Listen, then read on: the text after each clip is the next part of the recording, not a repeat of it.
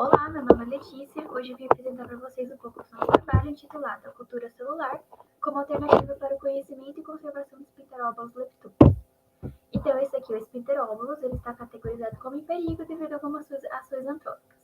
Expedições recentes, feitas pelo nosso laboratório, mostrou alguma queda populacional dessas espécies devido ao desmatamento.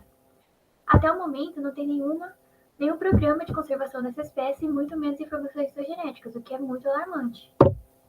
Aqui são fotos só para mostrar o habitat dessas espécies, então eles estão em águas ácidas e escuras, com fraca correnteza.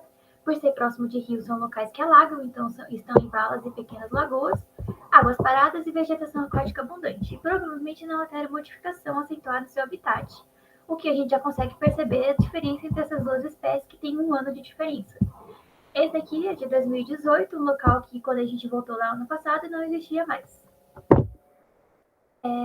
Os pinterófilos, eles são peixes de pequeno porte, então aqui, como a gente pode observar, não tem nem 3 centímetros, o que acaba dificultando a coleta do rim anterior, que é um órgão utilizado para a preparação cromossômica. E como alternativa, nós utilizamos a cultura celular, que nós retiramos um pedaço de tecido para fazer com que essas células cresçam in vitro e a gente consegue números para preparações cromossômicas. Então, o objetivo do nosso trabalho foi justamente realizar a cultura celular de Pinteróbolos levitora para a alternativa de caracterização citogenética da espécie. Então, nós utilizamos 7 indivíduos para nosso trabalho. Esses indivíduos foram mantidos em aquários para a sua nadadeira ser regenerada. Então, a gente utilizou fragmentos de nadadeira, passaram por digestão mecânica, enzimática, e elas foram mantidas em recipientes, no caso de Spinteróbolos, em placas de 24 poços, a 27 graus Celsius e 5% de CO2. Quando essas células alcançam a confluência, nós fazemos um procedimento chamado subcultivo, que nada mais é do que passar essas células de um recipiente que ela está para 2 novos recipientes, para que elas ocupem novos espaços e cresçam. Para a preparação cromossômica, nós utilizamos colchicina 0,0016%, centrifugamos e botonizamos, fixamos essas células e observamos em microscópio invertido através de coloração convencional por tinta. Como resultado, nós temos 48 culturas totais, sendo 7 de monocultura, ou seja, essas células ficaram monocamada, 7 de explante, são restos de tecido que não digeriram totalmente, e 7 de regeneração. Então, quando a gente cortou a nadadeira, regenerou, a gente fez cultura de novo, e 16 tentativas de subcultivo.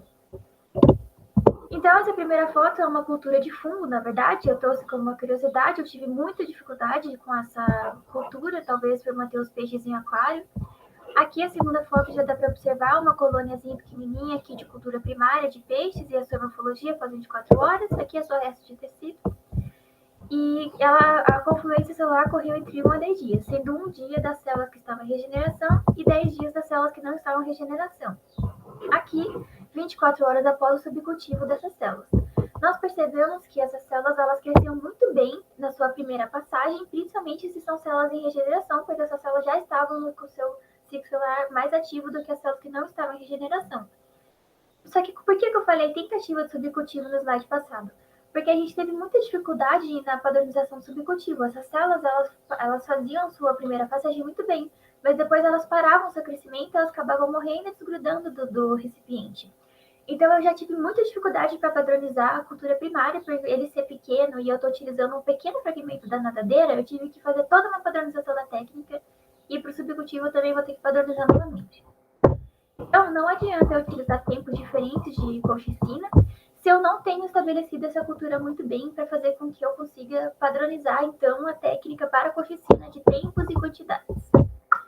Mas, pensando em outras espécies que a gente já fez a cultura e a padronização de cultura primária de Spinteróbolos, a gente consegue concluir que a cultura é uma excelente opção para a conservação do material genético e da biodiversidade dessas espécies, porque a gente não precisa mais fazer novas coletas e eutanasiar esses animais.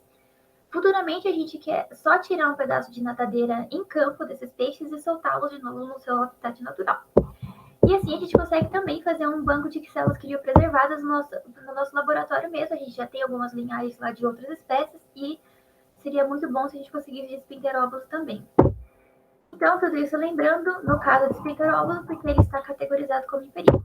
Então, esse foi o nosso trabalho. Se alguém tiver alguma dúvida, é só entrar em contato.